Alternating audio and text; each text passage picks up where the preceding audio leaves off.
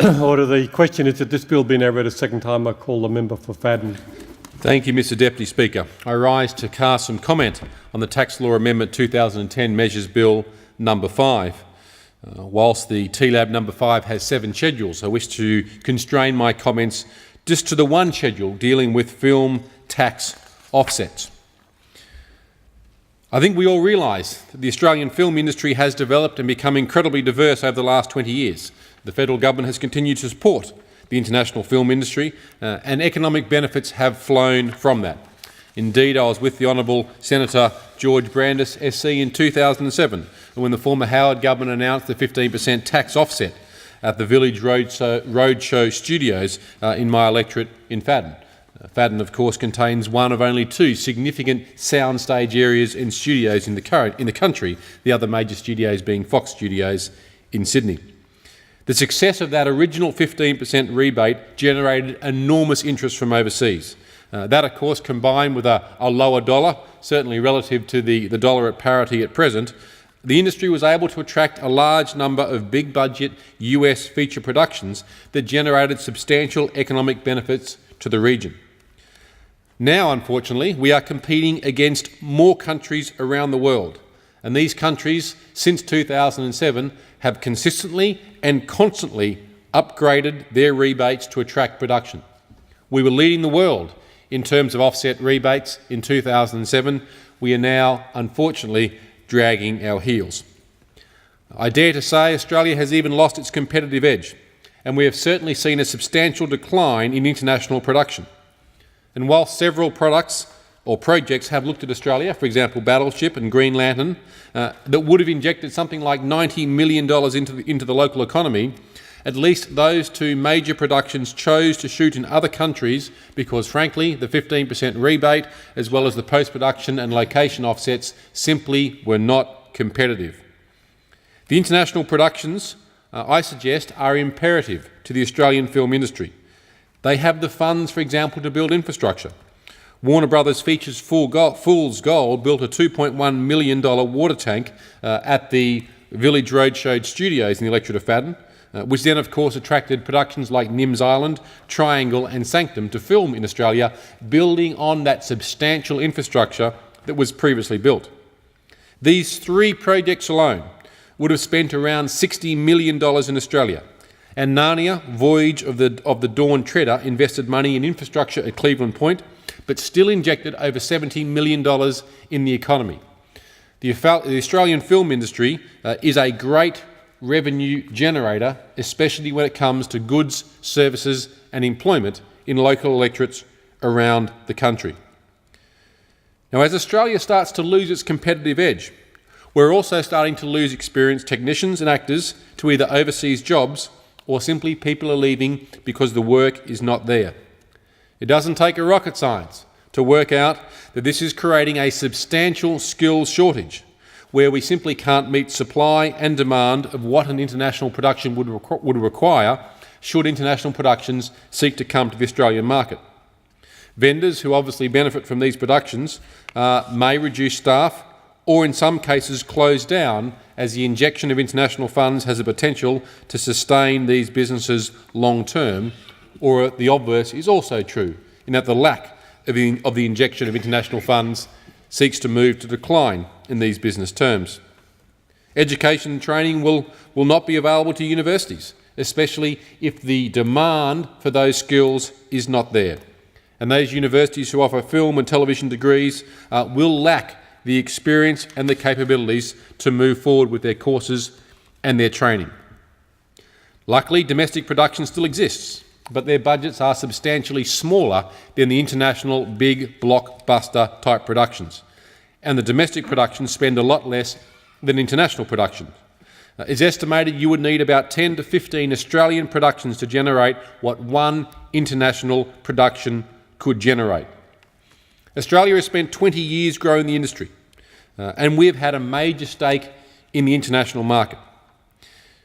Backed up in 2007 by the Howard government's move for the 15% tax offset, which began to anchor some of that, the worldwide global response has seen our competitive edge now begin to slip. It would be disappointing to see the industry deteriorate to a level that it could not recover from.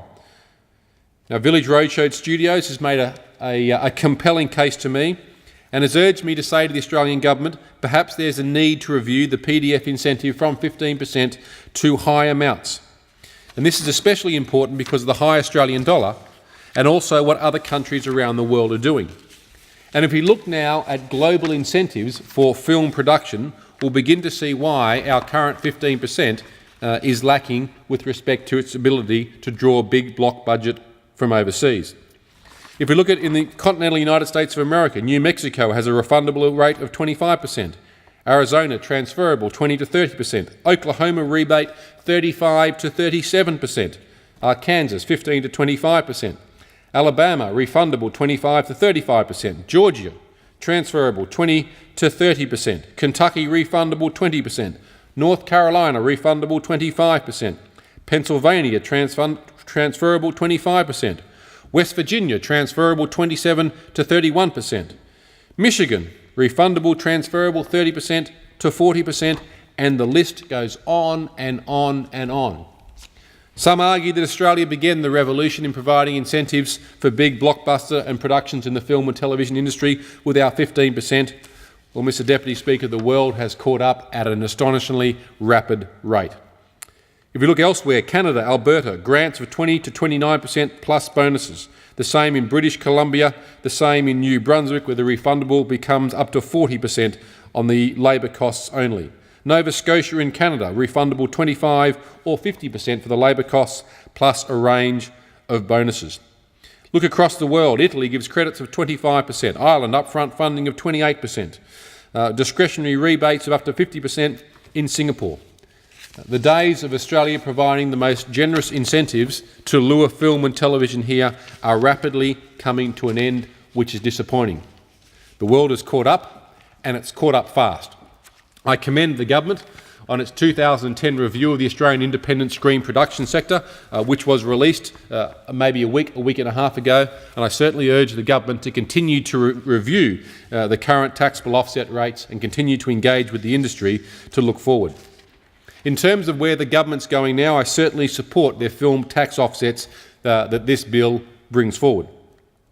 I certainly support the Schedule 1, which is making changes to the eligibility criteria for accessing the film tax offsets. In terms of post-production, the minimum qualifying expenditure threshold for the post-digital and visual effects offset, what the industry calls post-production, reducing from $5 million to $500,000. I actually support the government who believes these measures will better align the incentive with the standard industry practice for such work to be divided amongst several companies, usually in job lots less than $5 million.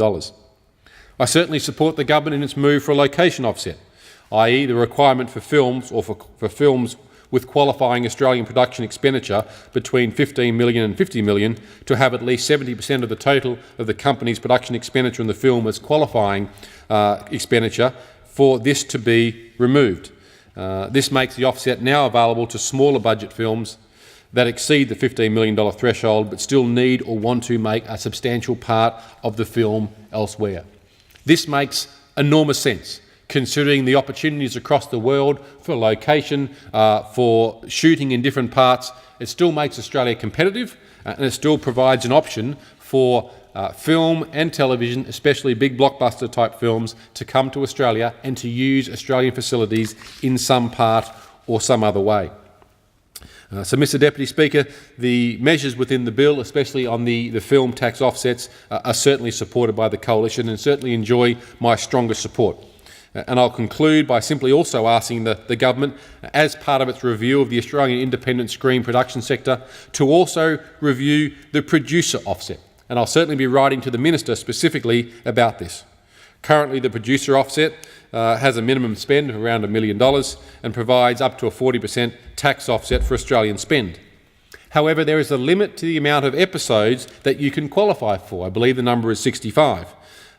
So we have the somewhat absurd situation now where that amazingly popular Sea Patrol, and we all love Sea Patrol. I look at the advisors box and I see a group of people who love Sea Patrol. But Sea Patrol has hit at 65 episodes. It's been filming for 5 years in the Village Roadshow, in the sound stages, in my electorate of Fadden. And of course now they're seeking to wind down and won't be producing any more because the producer offset is not available for them. Now, the beauty of Sea Patrol, not only in injecting local money into the economy, the Navy, of course, generally gave an Armidale-class patrol boat for many months for the filming of this. Now, I joined the military in 1988 as an Army officer. Went to the Australian Defence Force Academy, and I look at all of my Navy mates, all of my naval midshipmen, naval officers now who join with me, and so many of them joined because of the time back in the 80s, Patrol Boat was actually being aired across our screens.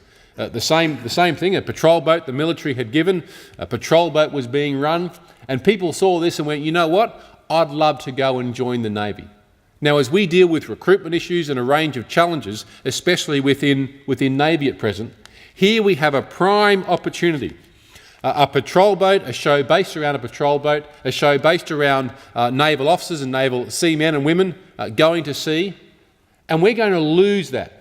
We're going to lose that opportunity to show the great things about the military and serving on one of our Armidale-class patrol boats. One of those great recruitment opportunities we're going to lose simply because Sea Patrol has hit the 65 episode limit under the producer offset.